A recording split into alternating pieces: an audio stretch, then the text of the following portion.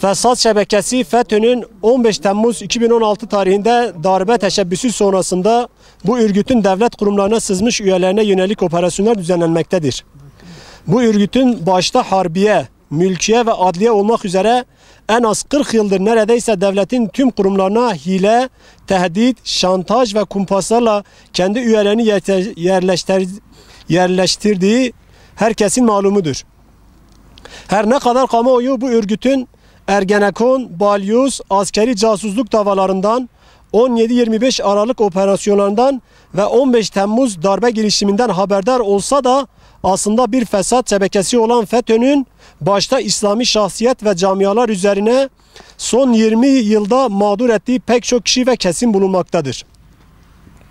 Yüzlerce masum insan halen cezaevlerinde terörist yaftasıyla ömür tüketmektedir. FETÖ üyesi polislerin işkence, kumpas ve iftiralarıyla hazırlanan ifade ve sözde itirafnameler, FETÖ üyesi savcıların hazırladıkları iddianameler, FETÖ üyesi hakimlerin verdiği kararlar ve son olarak yine FETÖ üyesi Yargıtay üyelerinin verdiği onama kararlarıyla bu insanlar hayatlarının baharında cezaevlerine atıldılar.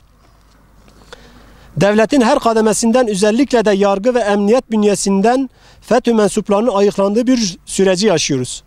Başlayan temizlik harekatıyla birlikte bu fesat şebekesinin mağdur ettiği, haksız yere zindanlara attığı dindar Müslüman şahsiyetler unutulmamalı, yıllardır maruz kaldıkları yargı zulmü görmezden gelinmemelidir. İmkanlarını ve nüfusunu kullanan, fırsatını bulduğunda devletin tankını, topunu, tüfeğini ve uçağını halka karşı gözünü kırpmadan kullanan bu örgütün devlet kademelerinde yükselmek için bu halkın aziz evlatlarına ne zulümler ve haksızlıklar yaptığını varın siz hesap edin.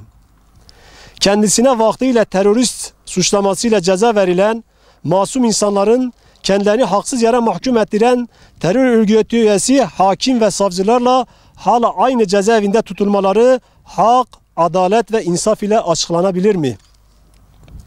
İçinde geçtiğimiz süreçte bir yandan FETÖ mensupları derdest edilip tutuklanırken diğer yandan bu yapı tarafından mağdur edilip mahkum ettirilen masum insanların da bir an önce hürriyetlerine kavuşturulması adalet ve hakkaniyetin gereğidir.